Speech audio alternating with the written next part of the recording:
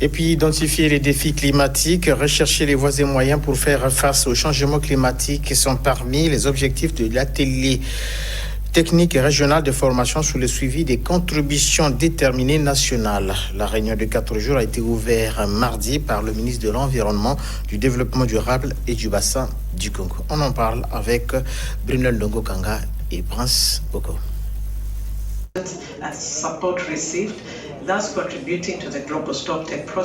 Experts et partenaires techniques et financiers prennent part à l'atelier régional de formation sur des questions d'ordre environnemental, centré sur le suivi de la mise en œuvre des contributions déterminées.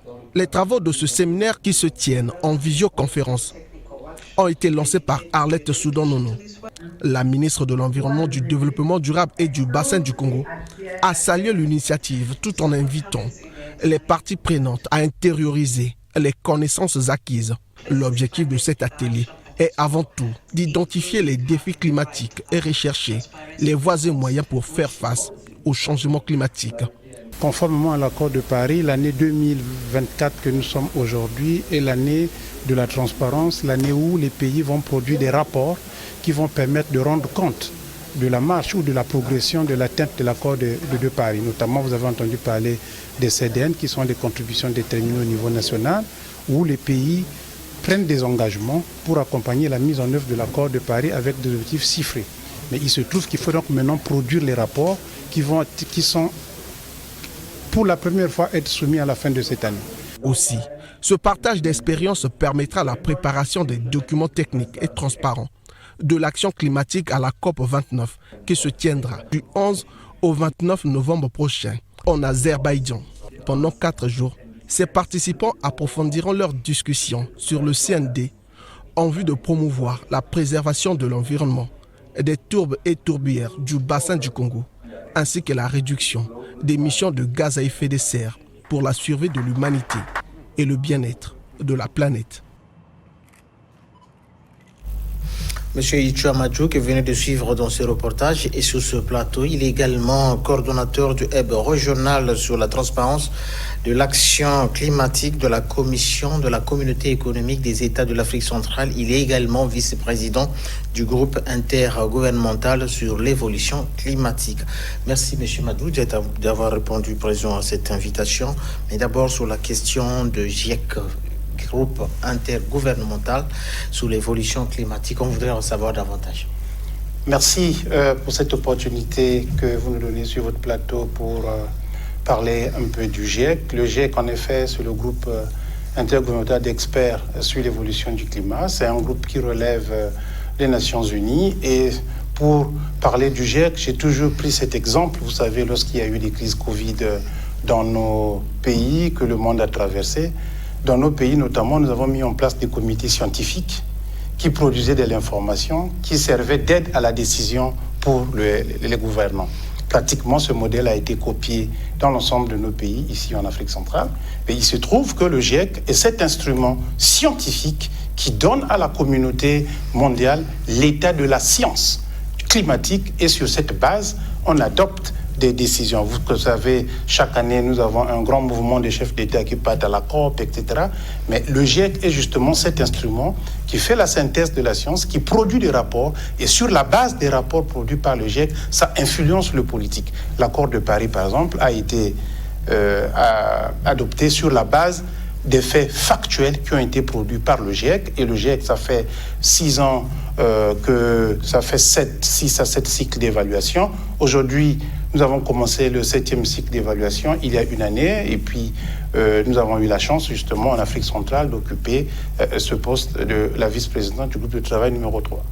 Alors, monsieur Ichua Madjou, vous êtes expert en changement climatique, vous êtes ici à Brazzaville, vous avez organisé un atelier, et malgré cette volonté, j'allais dire, les pays de la sous-région sont confrontés à d'importants défis dans l'atteinte de leurs objectifs de transparence climatique.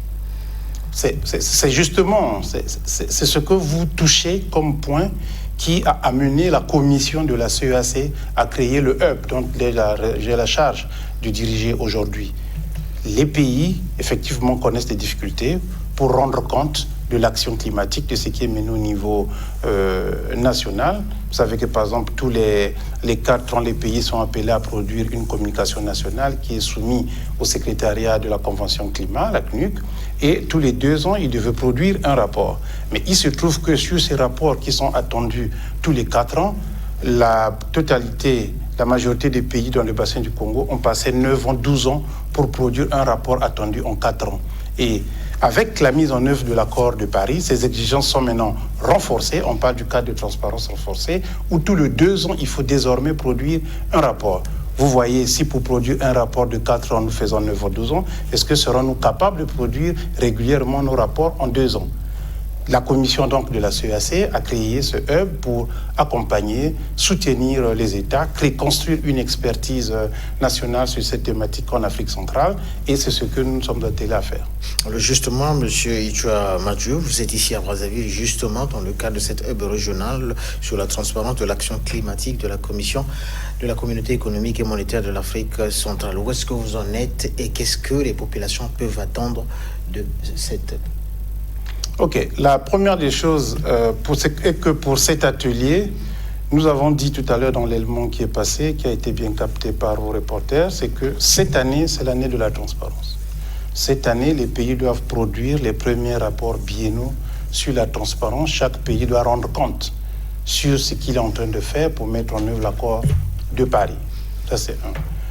Si nos pays ont des difficultés à produire ces rapports, il faut bien qu'on les accompagne à faire. Donc, cet atelier qui est le 3e que nous organisons depuis le début de l'année dans cet objectif, on veut justement voir sur les 3-4 mois qui restent, qu'est-ce qui manque, où est-ce qu'il y a des goulots d'étranglement, comment on peut mieux soutenir, accompagner les pays pour qu'on ait quelques rapports quand même qui sortent de l'Afrique centrale. Il y a d'autres activités qui arrivent, ils vont faire des évaluations, c'est bien qu'on ait quelque chose. L'avantage de la transparence, c'est que ça crée la confiance entre les parties. Vous savez, nous nous plaignons toujours que nous ne recevons pas assez de financement climatique dans nos pays, mais c'est parce que justement, il y a ces questions, entre autres, ces questions de transparence, de confiance qui n'existent pas entre les parties. Les pays développés ne nous donnent pas suffisamment d'argent. Nous aussi, de notre côté, il y a des choses que nous ne faisons pas. Et l'accord de Paris a donc créé un cadre de transparence qui va faciliter, désormais, permettre, grâce à cette transparence, de bâtir la confiance entre les parties à la Convention climat et dans l'espoir que les financements vont couler. Alors, en perspective, nous avons la COP 29. Quel est l'apport que le hub peut apporter à ces assises ? Oui, vous savez, l'Afrique centrale, nous faisons beaucoup sur ces questions de changement climatique, sur ces questions de forêt. Je viens de suivre cet élément sur les aspects liés au crédit carbone que le Congo est en train d'essayer de pousser. Nous avons beaucoup fait. Nous sommes en période de transparence. La COP, c'est un rendez-vous de transparence. Qu'est-ce que nous allons apporter à cette COP ? L'Afrique centrale, grâce à l'action du hub aujourd'hui, peut produire sur les 11 États que constitue notre communauté économique régionale. Nous avons mené des activités de renforcement des capacités dans les 11 États. Et sur la base, nous avons analysé les défis qui limitent le développement de ces cadres de transparence. Et aujourd'hui, nos 11 États ont des plans d'action, d'amélioration de la transparence. C'est quelque chose de palpable qui pourrait être présenté à la COP pour susciter les accompagnements, pour aider les pays de l'Afrique centrale à mettre en œuvre, justement, à renforcer leurs capacités dans ce domaine de la transparence. Alors, M. Gervais Ludovic Ichua-Madjou, je rappelle que vous êtes le coordonnateur du hub régional sur la transparence de l'action climatique de la Commission de la Communauté économique des États de l'Afrique centrale. Vous êtes également vice-président du groupe intergouvernemental sur l'évolution climatique. Qu'est-ce qu'on peut retenir de votre passage sur ce plateau ? Bon, je pense que notre passage sur ce plateau devra premièrement permettre à l'opinion de comprendre que la commission de la CEAC a mis un outil à la disposition des États membres pour les accompagner sur cette question de transparence de l'action climatique. Et ici, c'est aussi question de lancer un appel aux parties prenantes, à la population, que la lutte contre les changements climatiques, ce n'est pas seulement l'affaire du gouvernement.